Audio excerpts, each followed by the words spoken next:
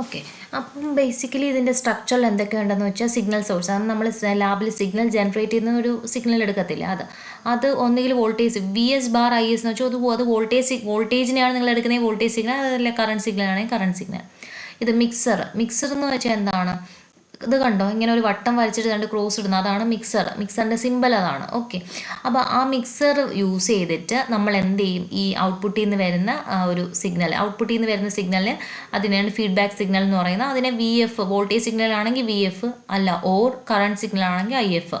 Okay. ഇതിനെ mix ചെയ്യും. അത് പോസിറ്റീവ് ഫീഡ്ബാക്ക് ആണെങ്കിൽ രണ്ടും കൂടെ ആഡ് ചെയ്യും, ഇതിനെയും കൂടെ ആഡ് ചെയ്യും. അല്ല അത് നെഗറ്റീവ് ഫീഡ്ബാക്ക് ആണെങ്കിൽ ഇതിൽ നിന്ന് ഇതിനെ നമ്മൾ മൈനസ് ചെയ്യും, അല്ലെങ്കിൽ ഇതിനെ തമ്മിലോട് സബ്ട്രാക്ഷൻ ചെയ്യും. എന്നിട്ടുള്ള സിഗ്നലായിരിക്കും നമ്മൾ ആംപ്ലിഫയറിൻ്റെ ഇൻപുട്ടിലേക്ക് കൊടുക്കുക. ഓക്കെ.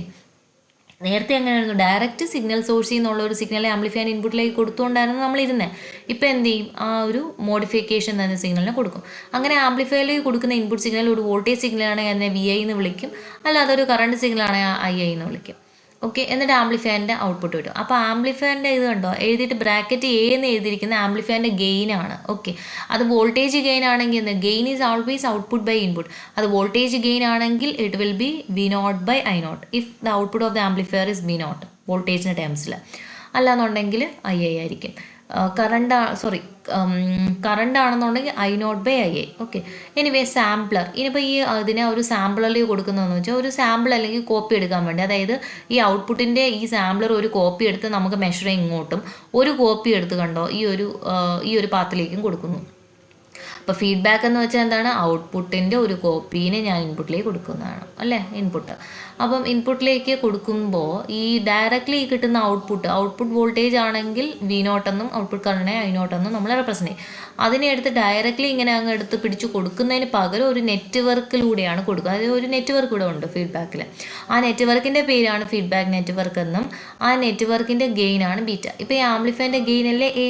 അതുപോലെ ഈ നെറ്റ്വർക്ക് എന്ന് പറഞ്ഞാൽ ശരിക്കും പാസീവ് കമ്പോണൻസ് വെച്ചിട്ടുള്ള നെറ്റ്വർക്കാണ്. ജസ്റ്റ് അറിഞ്ഞിരുന്നാൽ മതി.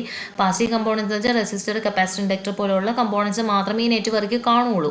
അതിൻ്റെ ഗെയിനാണ് എന്തെന്ന് പറയുന്നത്? ബീറ്റ. അതായത് ഈ കിട്ടുന്ന സിഗ്നൽ ഒരു ഗെയിനോട് കൂടിയാണ് ഇതിലേക്ക് മിക്സറിലേക്ക് പോകുന്നത് എന്നാണ് അതിനർത്ഥം. ഓക്കെ.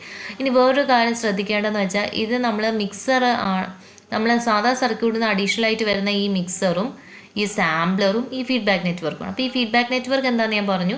ഈ നെറ്റ്വർക്കിൻ്റെ പേരാണ് ഫീഡ്ബാക്ക് നെറ്റ്വർക്ക്. ഇവിടെ വരുന്ന സർക്യൂട്ടിൻ്റെ പേരാണ് ഫീഡ്ബാക്ക് നെറ്റ്വർക്ക്. അതിൻ്റെ ഗെയിനിനെയാണ് നമ്മൾ ബീറ്റ എന്ന് വെച്ച് റെപ്രസെൻ്റ്. അതിൻ്റെ പേര് ഫീഡ്ബാക്ക് ഫാക്ടർ എന്നാണ്. ഓക്കെ. പിന്നെ വേറൊരു കാര്യം എന്ന് വെച്ചാൽ മിക്സർ എന്ന് പറഞ്ഞ ഒരു സംഭവം ഇൻപുട്ട് സൈഡിലും സാമ്പിളർ ഔട്ട്പുട്ട് സൈഡിലുമാണ് വരുന്നത്.